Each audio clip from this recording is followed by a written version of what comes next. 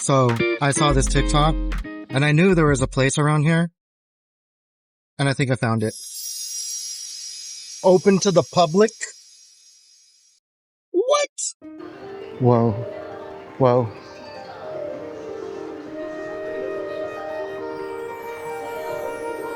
Damn, $54.91. You've always wondered, like, what does it cost to get a big box of candy? Now I know.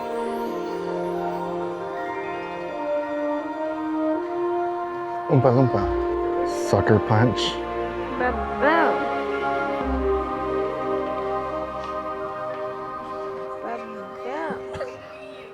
Ba-boom. Ba-boom.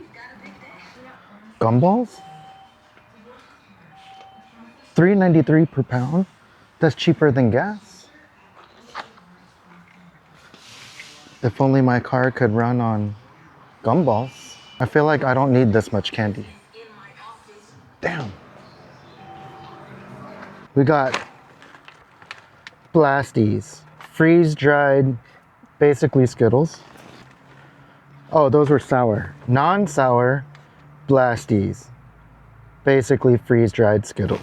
A huge bag of Mexican candy, $4. Watermelon hard candy filled with chili. I said, Stella, I don't think I really need this big of a bag. And she said, Dad, YOLO. This is just a quick video if you're a small creator out there. Just so you can kind of get a better idea of how this all works. And at least it's from my experience as a small creator. You know, 3 years ago when I started, I tried to do different things as far as videos. I started off kind of with like a podcast where I could kind of share my knowledge and all my experiences that I learned as a graphic designer, a clothing brand owner, and a screen printer. And I thought I could share that with community and try to grow from that point. Some of the videos did okay. Most of them didn't. And then one day I did a tutorial. And when I did a tutorial, that one really worked. So then I thought to myself, I'm gonna do more tutorials. And I really got burnt out because I'm not a teacher. And then I started doing videos about like mental health and just kind of the tolls it takes as a creative. And as I started doing those, the analytics started messing with me and it started deteriorating my mental health. So I've kind of taken breaks here and there. I was watching a lot of daily vlogs from creatives, especially with these action cameras. When I was watching them, a lot of them did the 30-day challenge of trying to vlog their life every single day for 30 days. And I would watch, and then I was so amazed at vlog number 1 and vlog number 30, how much they changed as people and how much growth was made. So I thought to myself, you know what? I want to try that. I want to see if I can become a better version of myself by vlogging every day. And since that point, I just continued to vlog. I really enjoyed it. I really enjoyed just the documenting of it, sharing these videos with my family, my kids, my wife, and you know, looking back on them, I think some of them are funny. And I could see growth in myself too. I'm not as scared of the camera as I once was, but I'm like 155 vlogs in. And still, I get nervous and shy and feel like a dummy walking around with the camera. But overall, it's been a fantastic experience. I've met so many amazing people, and that's why I just continued to do it. Anyways, when I first started YouTube, one of my biggest goals was, I think like a lot of people, my thought was I wanted to become monetized. So I went on YouTube, looked at the videos. It says you need 1,000 subscribers, 4,000 watch hours. Thinking, dude, I'm never gonna get this. Little by little, some videos, I gained some subs. And 3 years later, I'm at 1,574 subs. I would say most of those subs came from my prior years. And probably the 574 have come from vlogging. To be honest with you, I do a lot of daily life vlogs. I don't know how much value I give. I think I'm just a guy living life who's a little messed up. And I'm not scared to say that or share that. But a lot of times my vlogs I only gain like maybe one subscriber every now and then. My watch time hours, when I was doing the 30-day challenge, they were a little bit better. But on average, I would say I'm somewhere between like 5 to 10 hours watch time. So when you think about 4,000 hours of watch time divided by 5 to 10 hours per vlog, it's going to take a while, right? Thought to myself, you know, like at this current point in time, I feel like I've been going pretty hard on YouTube, trying really hard. And as far as my watch time hours, as of like 5 days ago, I'm at 3,687. I'm like kind of blown away by that number because I never even thought I would get close. I think before I started vlogging, I believe I wasn't even close to 2,000 watch hours. And I just kind of thought that's never going to happen. The watch time hours is just impossible. But now, as I started to get closer, you know, I'm pretty near 300 away. And I was just thinking to myself, how can I get a little bit closer to that number, finally reach that goal of monetization? When you hit 3,000 watch time hours, they send you a notification and they unlock like the first stage of monetization. It's a little bit different, but you can't get the Google ad revenue, like the main thing that everyone refers to as like monetization. Like I said, I do daily life vlogs. They're not big numbers. You know, I'm pretty hyped when I get 100 views. To me, that's a lot. So I said, you know what? I'm gonna try to make a video that all the YouTube professionals say to do. Try to add some value, share some of your experience, maybe from your perspective of what you've learned and what can I do. And I thought to myself, you know what? Maybe I can just share my experience of what I've learned over 150 vlogs.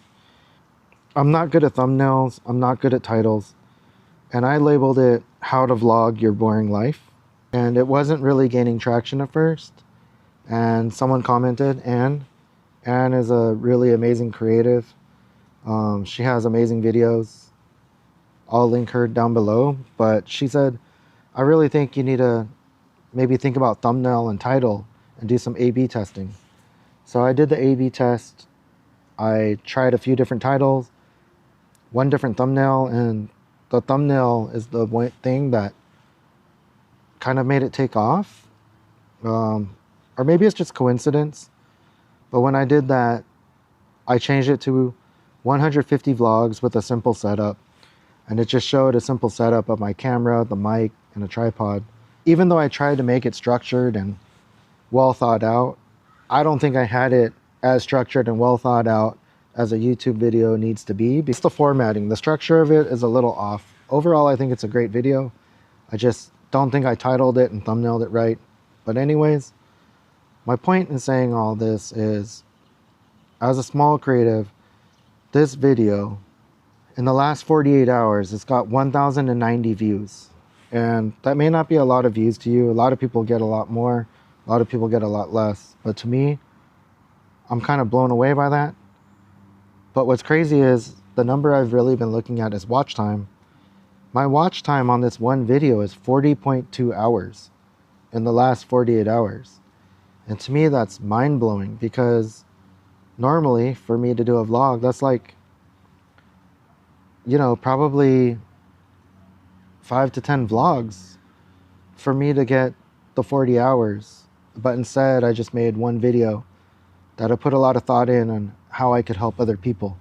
And the other thing I wanted to say is, I told you, I normally get maybe one sub every now and then, and sometimes I even lose a sub. But in this last 48 hours from just this video, so far I've gained 27 subscribers that are new here. And to me, I think it just tells you like, that's the kind of video you should make if you're trying to go for those goals. And if you're not gonna go for those goals, I think that's fine too. But I think you gotta be realistic and tell yourself, you know, those numbers don't really matter, because they don't. I don't think this video that I made where I showed how to vlog, it didn't bring me more joy or something in comparison to the other 155 vlogs that I've made prior. I don't think it like is a better video. I have some that I really enjoyed and they mean more to me than this one. But I just know sometimes like we say one thing, but we chase another thing. So I guess that's my point as a small creative.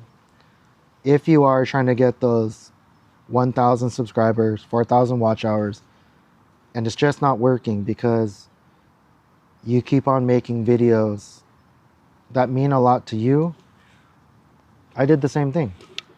And sometimes you gotta make videos that mean a lot to them if you're trying to chase those numbers. But if you're not, then I think that's fine too. And I'm not saying you're not gonna get there. For example, I think if I vlog my daily life, I'll still reach monetization. It's just gonna take me a lot longer than someone that makes videos that are really well structured, really well thought out thumbnail, title, easily searchable, and really digestible for someone that doesn't know them. I don't think that's saying anything offensive. I just think that's facts. You make a video that people want to see, the odds of it being seen are so much better than just making a video about your daily life. To any small channels like mine, I'm only sharing this information because I think sometimes it's good to hear.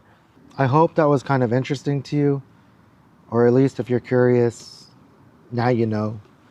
And wherever you're at on your journey on YouTube, whether it's spiritually, analytically, or whatever you're doing on here, thank you for stopping by, and I wish you the best of luck on your own personal journey, because I know it's hard.